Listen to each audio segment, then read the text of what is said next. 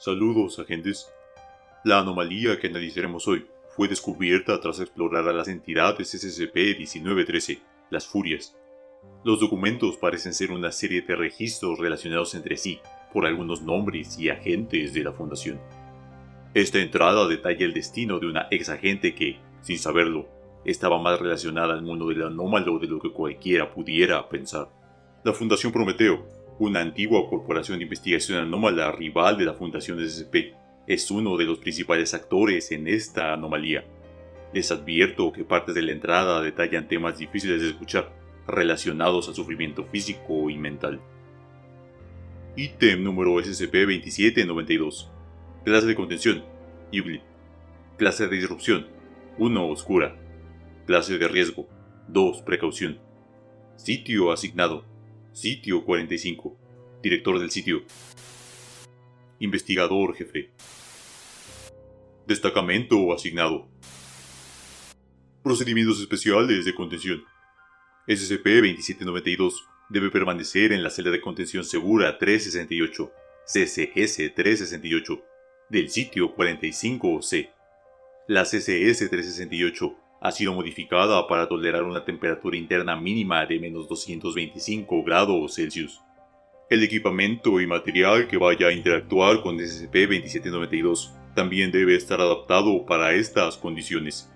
La CCS-368 debe estar equipada con ventiladores de calefacción de alta capacidad para contrarrestar una baja temperatura extrema en el caso de una emergencia o de inestabilidad emocional.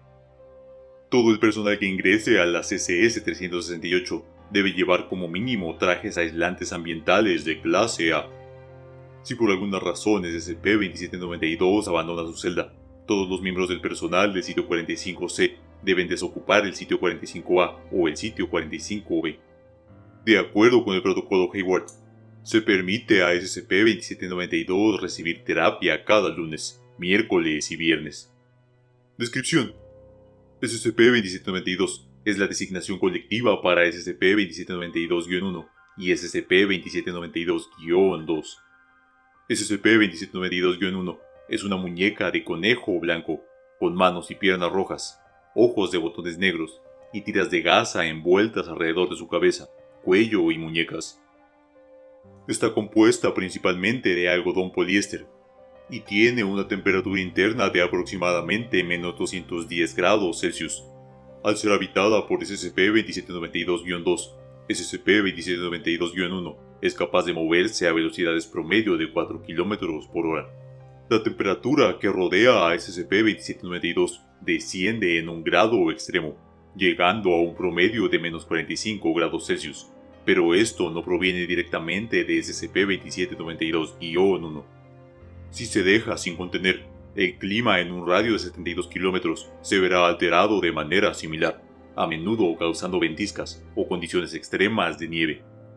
SCP-2792 es capaz de bajar conscientemente la temperatura ambiente aún más, pero es incapaz de elevarla más allá de los menos 21 grados Celsius. Si no se centra en el manejo de sus efectos, la temperatura volverá a menos 45 grados Celsius. SCP-2792 tiene un récord de temperatura de menos 201 grados Celsius durante 1 hora y 23 minutos. SCP-2792-2 es la antigua agente Sarah Crowley. SCP-2792-2 mide 197 centímetros de altura, sufre de una infección en etapa 1 de SCP-1903 y se ha convertido en una entidad semicorpórea. Semicorpóreo, un término acuñado por la Fundación para describir los objetos, entidades, etc., que no están compuestos de materia y que pueden pasar a través de objetos sólidos, pero que todavía pueden interactuar físicamente o de alguna manera interactuar con los objetos corpóreos como si ellos lo fueran. A pesar de esto, SCP-2792-2 exhibe mayor fuerza que la observada anteriormente en la agente Crowley. Antes de recibir esta designación, la agente Sarah Crowley había fallecido mientras exploraba SCP-1619. SCP-2792-2 es capaz de habitar a SCP-2792-1 y controlarlo como si fuera un cuerpo. Las instancias de SCP-2792 no pueden estar a más de 5 metros de distancia entre sí. Si se aleja de SCP-2792-1, SCP-2792-2 desaparecerá y reaparecerá ocupando a SCP-2792-1. SCP-2792 tiene una conexión conocida con la entidad demiúrgica de clase Brutus conocida como Sari, que se originó y murió en SCP-2746. Se cree que la agente Sarah Crowley, SCP-2792, y Sari fueron la misma persona en diferentes momentos. Se sospecha que el efecto de SCP-2792 sobre la temperatura ambiente está relacionado con Sari, quien a menudo se asoció con fuertes ventiscas en SCP-2746. Anexo 2792-1. SCP-2792 fue encontrado el 20 de diciembre de 2000 en el desierto de Mojave, causando involuntariamente una ventisca terrestre a gran escala. La información sobre este evento no pudo ser ocultada, debido a que la ventisca resultante llegó a Las Vegas, pero los vínculos con SCP-2792 o cualquier participación de la Fundación fueron contenidos con éxito. En la actualidad, la ventisca ha sido públicamente etiquetada como un fenómeno meteorológico. SCP-2792 fue encontrada cerca de una maleta previamente hermética, producida por Laboratorios Prometheus, que SCP-2792 rompió mientras trataba de liberarse. Remítase a 2792. Documentos SCP-2792. La siguiente es una colección de registros y entrevistas relacionadas con el tiempo que pasó SCP-2792 en los Laboratorios Prometheus, así como la documentación recuperada de los Laboratorios Prometheus. Debido a la historia de SCP-2792 con la Fundación, puede haber referencias a otros archivos SCP. Estos documentos fueron proporcionados bajo la jurisdicción del Protocolo Hayward y solo pueden ser vistos por el personal psiquiátrico del Sitio 45, los miembros del personal con autorización específica 2792, el actual administrador del Sitio 45 y quienes tengan designaciones O5. Entrevista 2792-1. Entrevistada: SCP-2792, referida como Sara. Entrevistador: Dr. Crod. Prólogo. Esta entrevista tuvo lugar después de que se confirmara la identidad de SCP-2792 como la agente Sarah Crowley, días después de la contención. El Dr. Crod fue elegido por sus relaciones amistosas con SCP-2792 mientras era empleado de la Fundación. El Dr. Crod se refirió a SCP-2792 como Sarah en el transcurso de esta entrevista. Inicio del registro. Bien, hola Sarah. ¿Sara? ¿No es SCP lo que sea mi número? Supongo que encontraste suficiente evidencia de cómo sé sobre el agujero en forma de puño en el vestuario de mujeres de 1930. Sí, lo hicimos. Y sí, tú y Stuart. No puedo creer que recuerdes eso después de todos estos años. ¿Cuándo te lo dije? Creo que fue cuando estaba borracha como una cuba durante una fiesta de Halloween hace siglos. Bueno, fue bastante memorable, ¿no lo crees? Aún se puede admirar la enorme abolladura que dejaste en los casilleros. Espera, ¿en serio? Han pasado casi 40 años. ¿Sigue funcionando? De forma milagrosa. Maldita sea. Bueno, por lo menos reemplazaron los lavabos. Sí. Bueno, es bueno que aclares todo esto. Una buena señal de que te estás recuperando. ¿Crees que estás lista para hablar de tu tiempo en Prometheus? Yo... puedo intentarlo. ¿No puedes simplemente, no sé, revisar los registros médicos de Prometheus? Podemos, y lo estamos haciendo. Pero lo más que hemos conseguido son las notas personales del Dr. Alba. ¿De verdad quieres que sus notas sean la única información que tengamos sobre lo que pasó? Además, es bueno para ti desahogarte. Supongo que... Pero primero, escuché algo sobre el protocolo Hayward. ¿Podrías decirme qué es? ¿Qué tiene que ver con Stuart? Si te lo digo, ¿dejarás de dar rodeos? Sí. Garantiza condiciones seguras y cómodas para los skips pensantes y con buen comportamiento. Principalmente confidencialidad paciente-doctor, terapia, fuentes de entretenimiento, ese tipo de cosas. Stuart fue capaz de conseguir que se aprobara para el Sitio 45 mientras era administrador. Oh, eso está bien. ¿Crees que pueda verlo? Yo lo mencionaré. ¿Tú lo mencionarás? ¿En serio? Ha pasado Dios sabe cuánto tiempo, ¿y todo lo que vas a hacer es mencionarlo? Ay, gracias. Es lo máximo que puedo hacer. Ni siquiera estoy seguro de que esté bien hablarte de todo esto. ¿Por qué no estaría bien hablar de él? ¿Le pasó algo? ¿Qué es lo que sucede? No. Es solo burocracia. Por supuesto. Entonces, ¿qué sucedió en Prometheus? El doctor Alba es un sádico de... Eso es lo que pasó. Tuvieron un problema conmigo desde el primer día. Ni siquiera los conocía, pero aparentemente el matasanos me conocía. Yo solo... Ese me drogó. Mucho. ¿Eso es suficiente para ti? ¿Te lastimaron físicamente? Pausa. SCP-2792 se altera visiblemente, mientras la temperatura de la habitación comienza a bajar. De hecho, sí. Sí lo hicieron. Escucha, ¿podemos parar? No quiero hablar de ellos. Tenemos que hablar de esto de alguna ¿Crees manera. que no lo sé? Dije que no quiero hablar de ellos ahora, Crot. Jesús. ¿Qué tengo que decir para que tu gordinflona boca se calle?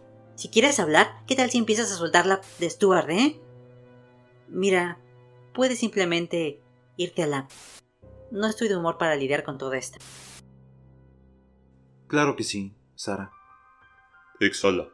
La temperatura comienza a subir de nuevo a niveles normales. Lo siento, no debería haber dicho eso. Hablaré de eso, solo que... Ahora no. Si me das una copia de lo que sea, lo añadiré o lo verificaré o lo que sea. No creo que sea capaz de hablar de eso ahora mismo. Lo entiendo. Saldré de inmediato. Solo recuerda que debes cuidarte. Fin del registro. Declaración de cierre. Una vez que el Dr. Crot dejó la CCS-368, la temperatura descendió a una temperatura extremadamente baja. SCP-2792 se trasladó a su cama, colocándose bajo las sábanas y mirando hacia la pared 2 minutos después de concluida la entrevista. Evaluación inicial 2792-1. Evaluación inicial. Artesano 004.